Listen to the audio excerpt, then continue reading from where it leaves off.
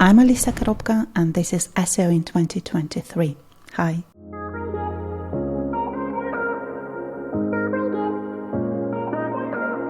Hi Alicia, what's your number one SEO tip for 2023? I have a tip which might be seemingly basic. However, I think that if you get to utilize it, you will appreciate it later. And I do really hope, before I was asked to prepare the tip, there was a question, how do you measure if it's successful or not? I do hope you won't be able to measure if it was successful or not. However, it will make you prepared. My tip is to prepare for the worst, but hope for the better. And to do that properly, you'll need to make a backup, to write a workflow, and to prepare reporting so that you can do that under any circumstances that may come. Prepare for the worst. From an SEO perspective, what might be the worst? Lately, for example, we've seen lots of things happening, pandemics, we've seen natural disasters, some SEOs had their personal circumstances, we had lots of things happening. Now we are swift forward into recession, and we might expect that the next year might be very bad for businesses in many terms, and for some SEOs as well. We see people getting laid off, lots of them, and that may continue and the trend may become even worse. Some people under these circumstances, well, you always think that, well, at least I have my own brain and I can do what I know. But we've seen from the past that you might get choked with food, or you can bite your tongue, and your lifelong experience in chewing and taking food didn't protect you from this failure.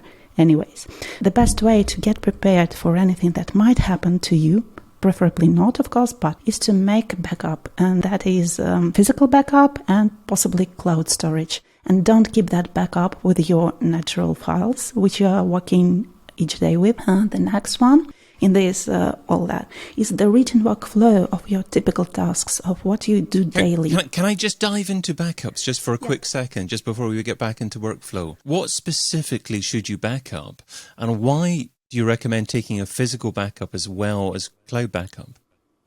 Because what I've experienced myself this year is that cloud backups, some companies may stop working with you.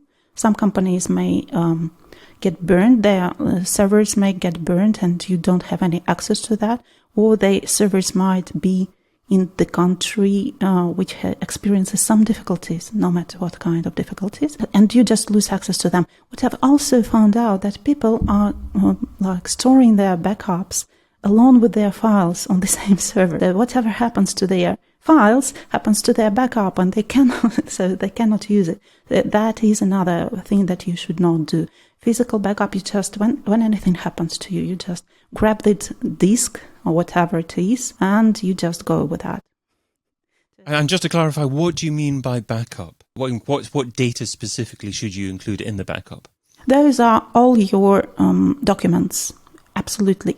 Each one of them. So the website, are you talking about? Are you talking about your visit data? I'm talking about websites. I'm talking about those SQL tables. I'm talking about all your documents, passwords, and all the data entries, because most of us, they have lots of accounts out there, which they do remember. They are somewhere in their Chrome tab where they paste in the password, and they don't even sometimes remember the names of the tools they are using because they are all programmed.